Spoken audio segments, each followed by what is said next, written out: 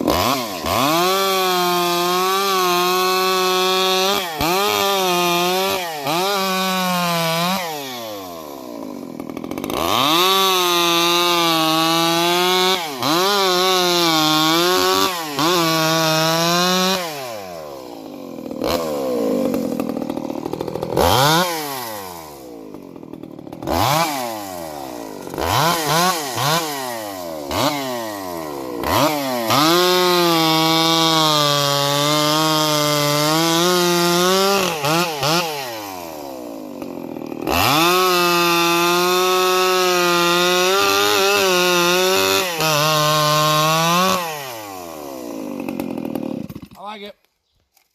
Hope you're happy with this, Daryl. How you doing, folks? We got Daryl's saw fixed. We had 3 of them. We had 4 of them. One of them I got out a week ago of that 200 series Husky. Got it done. Got it sent to the man. Things are good. And we had Hogan's. That was a problem. Intake leaks. Daryl, no slammer there. He had an intake leak. And Robert Ramsden saw. Robert, your saw's right here, buddy. Right this second, I'm putting in OEM parts because we got people out there that care about us and you guys. And I'm no more aftermarket blocks or gaskets on these 200. I don't care what it is, 61, 66, 266, 268, 272. No more. If I don't have the OEM stuff, I'm not doing it. Every one of these so far, the minute I put the OEM stuff in it, done. Problem solved. Right now. Perfect. Okay? So, take that from a lesson. You know what's funny is I've used that stuff for actually a few years, and I wasn't having any trouble. And it crops up right out of the blue. And nothing I can say about it. This is the one we've been wanting to get to. This is Luke's G660. It's a Holtzforma. Okay, the old Blue Thunder. Okay, I'm going to share a little bit of info. This is what we're building next. This hasn't been a rote and stone build because what we're doing is we're actually taking one of these G660s and we're bringing it into a legit, no bullcrap freaking saw. This is what we're trying to do. Luke has been patient. Thanks, Luke. I appreciate it, buddy. He just wants to know what's going on. Well, here's what's going on. I don't know. This is my 3rd cylinder and I think 4th piston combination that I've tried in this saw to get where that we're going to have good squish, valid, the numbers are going to line up. I can't tell you why. I think I know why, but I'm not ready to share it yet. Once we get all the way through this, which one doesn't take very long, now we're at this part right here. Okay? This is 100cc. We went into it with a dome piston first, just like I did old Dave. Well, guess what? Ridiculous. You call them pop-up in Chainsaw World. Ridiculous compression, just insane. You can't even start the darn things hardly.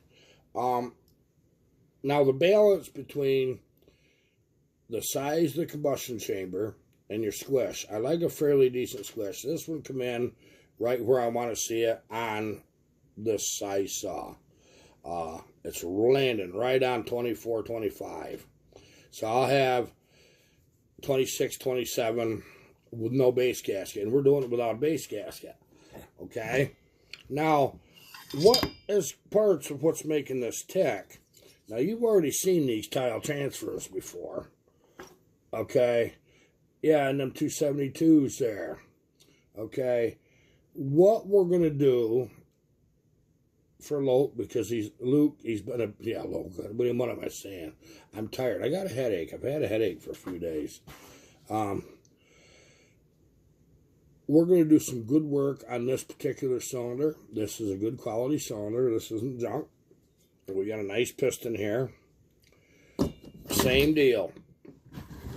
Them windows that's on this, we're going to clean them up.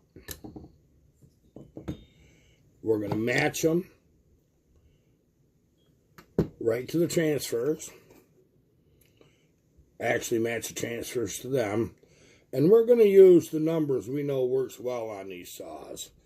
The interesting thing about this is once I got where I was really happy, I had to clearance the case so the piston would come back down into it. It just barely touches, just barely.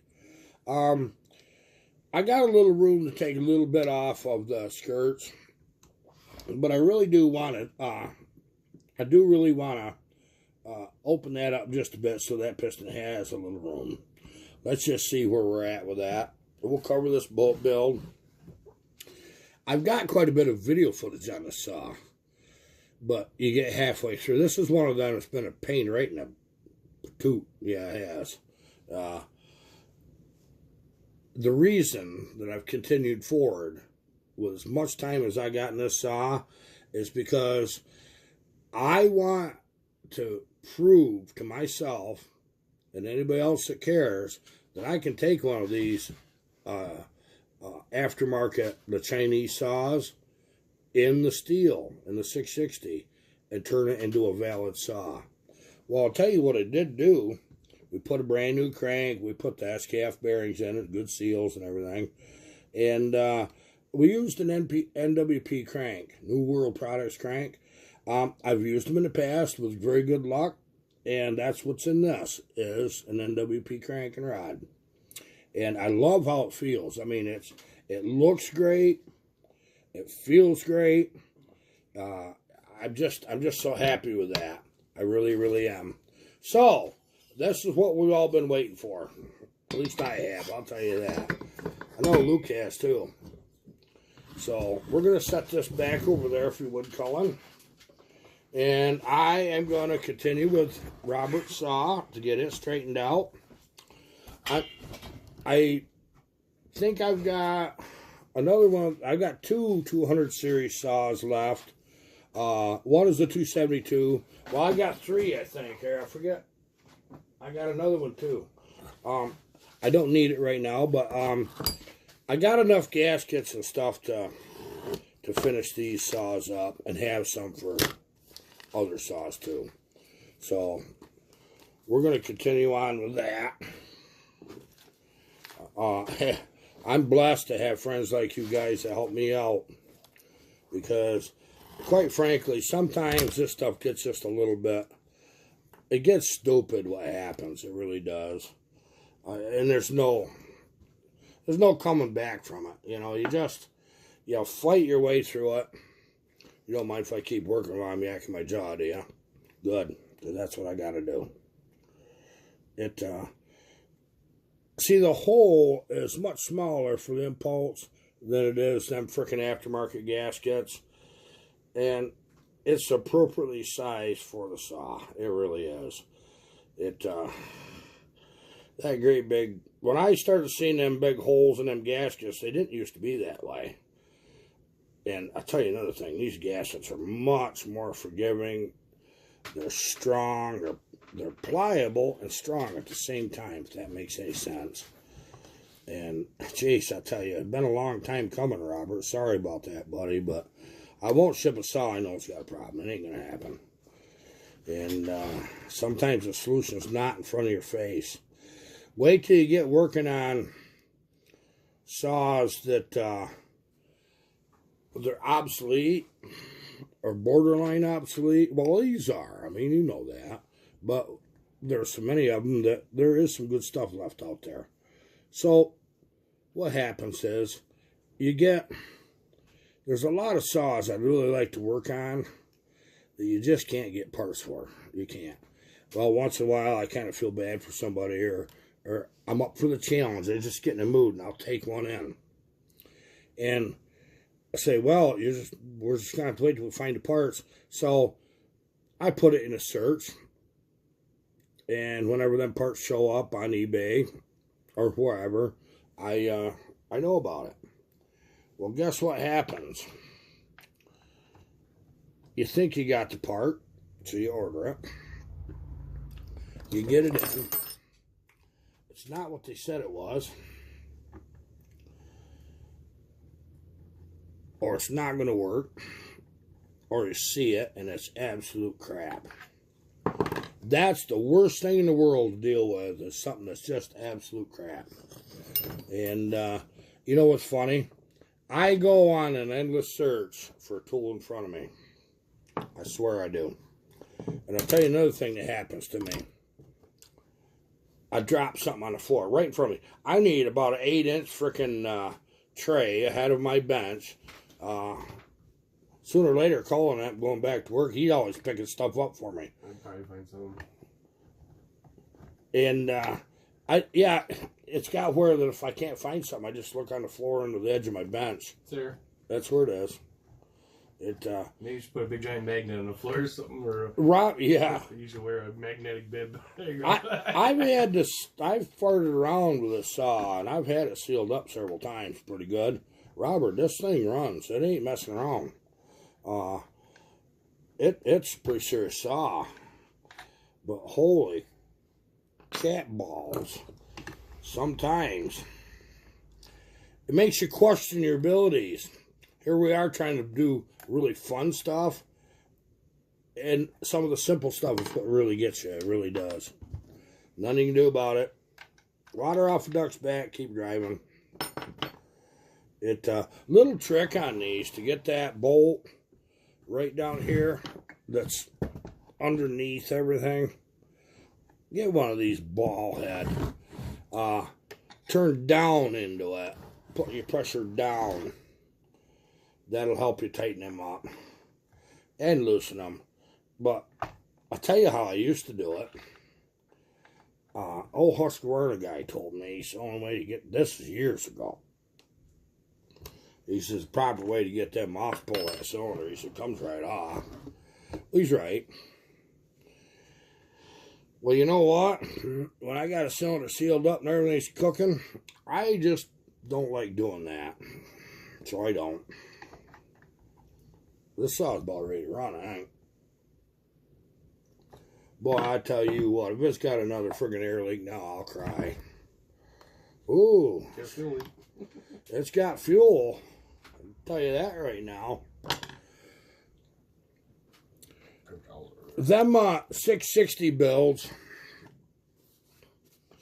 are interesting. I'll tell you right now, one of the most in-depth builds that I build is the Stihl 66 mag. They got good power. Everything's really close and tight, and you got to have everything just right if you want to do them right. These Husqvarnas, they're like working on a World War II Army Jeep. I'll tell you that straight out. They're easy. The things that happen with Husqvarna, I think part of what they had done for a long time is they wanted to get these saws where they could be maintained fairly easy. And they did it. Stihl wanted to build a saw you didn't have to maintain as much. Well, you still gotta. Sorry, guys, but if you don't take care of it, it ain't gonna run for you. Keep the darn things clean. That's what all saw's like. I'm guilty. I know I am. I'll run them. Okay, we got our choke back. That's kind of nice. I'd love to be able to show you this saw on video tomorrow in the morning, afternoon, whenever that comes up. But see, what I was doing is I was building saws and working around Luke's saw, just working around it. And then get time, solve some problems, work around it, take it apart, put it back together. And I was doing the same thing to these saws. Finally, I said, enough's enough. I'm not making any headway. I'm really not. I'm using parts I've intended for certain saws to get other ones out the door so that I can have these inside. That doesn't work. I'm not doing that anymore. I'm not. You guys want your saws and I want you to have them, but I want you to have good stuff. And that's what I want. I think we ought to see if this darn thing will start. Jeez, I almost hate to. I'm going to do it right on video. I don't care. And if it don't work, we'll just figure out why it didn't.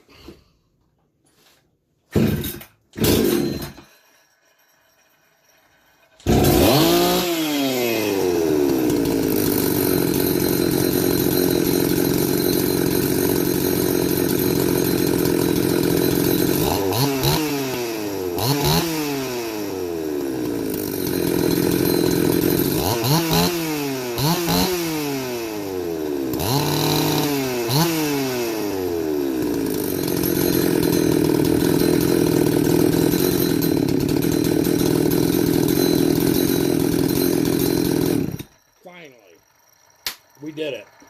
You see it here first. You know, it's risky for me to start one I put right together on video like that. Yeah, what's your luck going to be on because that one? I have this kind of yin and yang kind of luck. It don't always work out. You know things right. I can put 50 of these together, pull them, fire it up, just like this one did. I said, well, I'm going to show them on video. Because they just seen it apart. Let's see what that does. You know what'll happen? The plug will foul. Something stupid. It won't start. I flooded it. Something, nothing I missed. It wants to show its butts what it does. This is it right here. I can tell you right straight out. This saw just needs to be run a little bit, and that's going out. I'm trying to get all these out either late this week or Monday at the latest.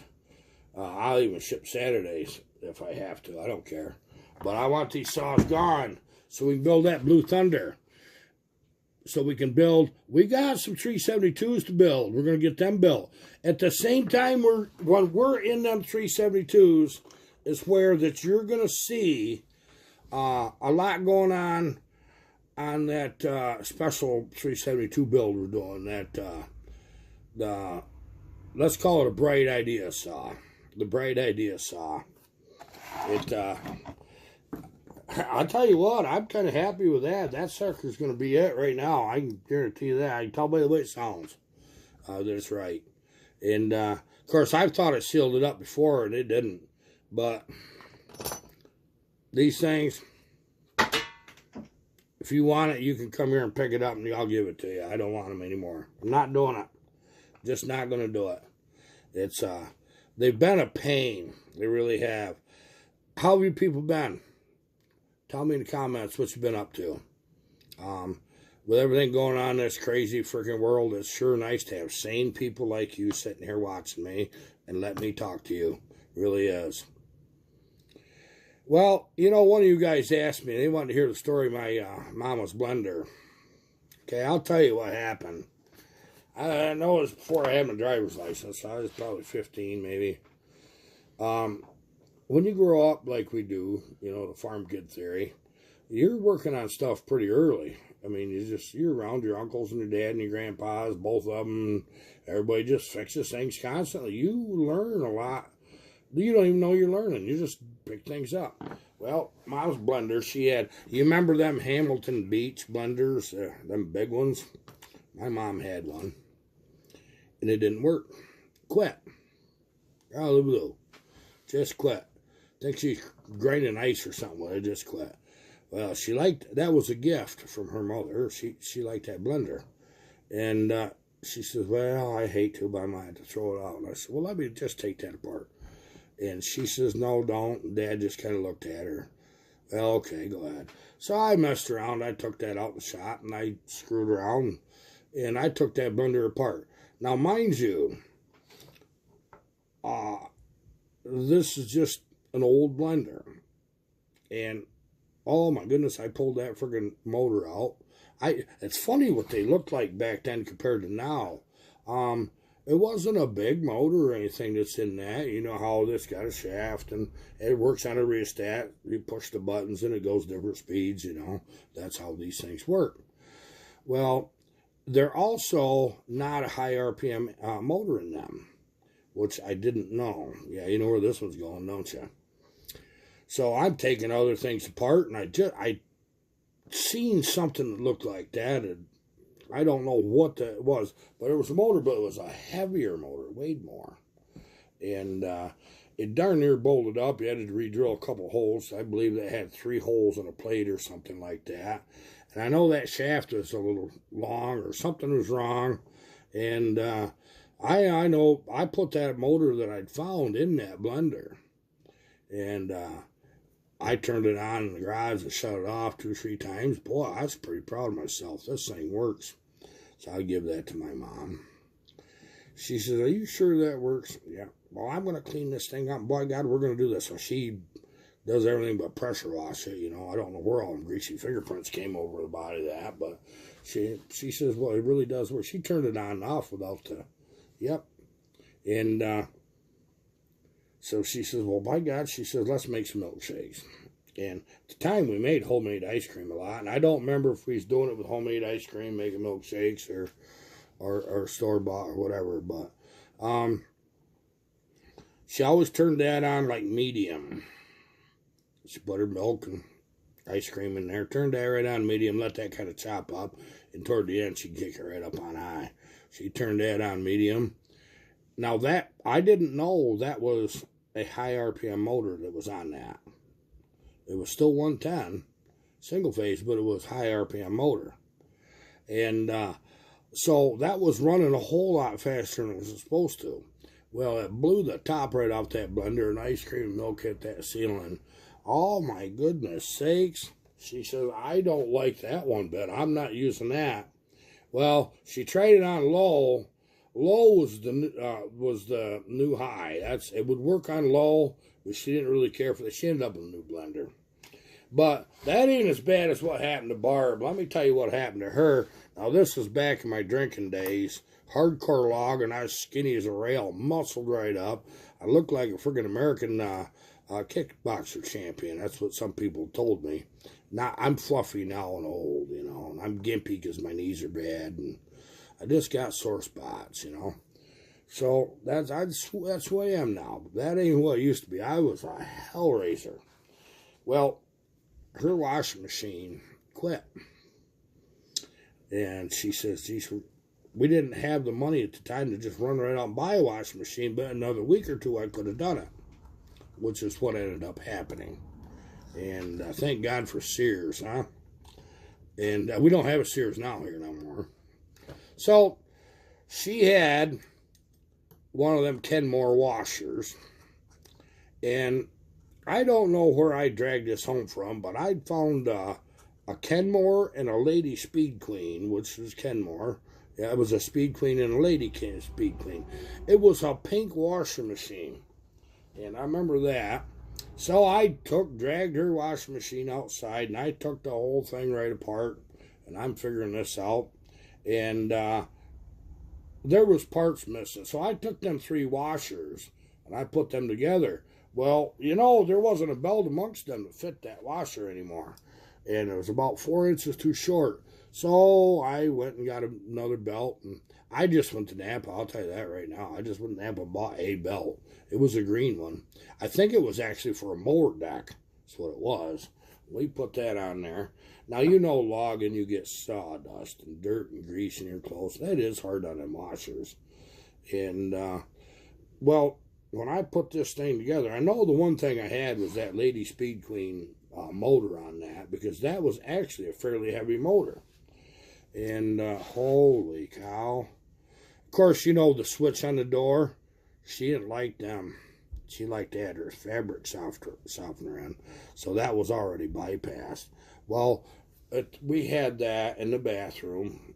And I don't know if we had a dryer then or not. I think we did. And I think the dryer was across from the washer. Well, I'll tell you what. I come home from work with a 12-pack under my arm. And I had a 6-pack in me and a 12-pack under me. It was going to be a good night. And it was Friday night, and I knew it. And she says, Harvey, she says, what did you do to my washer? Because I started up. It worked. I filled. Everything worked the way it's supposed to. And she says, that darn thing it just bangs. I said, oh, maybe one of the springs. So she says, well, I got a load there. I'm going to start. So I'm sitting there drinking beer, and that starts. All of a sudden, you're a bang, bang, bang, bang, bang, bang, bang, bang, bang. And I said, what the heck? She says, it's agitating like way too fast. Well, you lift the lid and look in there. The water would hit the ceiling. It was a 7-foot ceiling. Water would hit the ceiling. That was agitating that hard. She says, that's not the worst of it. So I'm on my 3rd beer, you know. And she says, uh-oh. She says, you better hang on. I said, what do you mean? She said, that thing's fixing to spin. You know what it sounded like, Colin? That sounded like a jet spooling up. You know when they first put the huff around there and spool it? That never. Oh goodness! Higher and higher and higher and higher and higher RPMs. My goodness sakes! That thing went to shaking, and it went so far past shaking and banging that it leveled itself out. I went in the bathroom. I swear probably wasn't even touching the floor. I swear it was hovering. Yeah, that had a heck of a whine. You know, my clothes was never as clean in my life. She just knew not to open that door, and then when that was going to spin, she didn't want to be in the bathroom with it, and I wouldn't go in there when it was spinning either. Well, once that went on, I'll hack that run a few months, I think, just like that, and she showed everybody around by that time she got used to the darn thing, and I was sitting there Saturday morning, and I was filing up a chainsaw on the kitchen table. Yes, I did. And she didn't care back then. If I try that now, see, she's the one that taught me how to live indoors. I'll tell you that straight out. I wasn't good at it. I'd bring outdoors right indoors with me. That's no kidding. Well, anyway, that thing goes to frickin' whining when it goes into maximum overdrive when it was spinning. And I'll tell you what, we heard this awful commotion. Bang, clong, clong, clong, clong, quack, quack, quack. Oh, boom, boom, boom, boom, boom, boom, boom, boom, boom. It's like, uh-oh. And it stopped with this groan. Opened that bathroom door, and I looked, and there's gear oil running out from under this thing. It bled to death. It broke the gearbox. Yeah, that had an actual cast iron big old gearbox. It broke that gearbox. It did. So I went and got some old paper towels, and I started cleaning the oil up, and it just kept running out from under there, and I got the darn thing up on its side, and best I could. Well, we threw it out the side door right by the bathroom. I just tossed her out in the yard. That's what you're supposed to do with them, ain't it? Just toss it out in the yard. I loved it back then. Life wasn't complicated. That a long time ago. It's still not very complicated, trust me. So she says, well, what are you going to do about it? I just got a really fat log check. So we went up to Sears, and she's been conservative. She's looking at these washers and one thing and another. And I said, well, let's go look in another place. We went to Service Star. We bought a Maytag Neptune washer. You remember that when you was a little kid, Colin, that Maytag Neptune? Yeah. Oh, my goodness sakes. Front loader, great big old thing.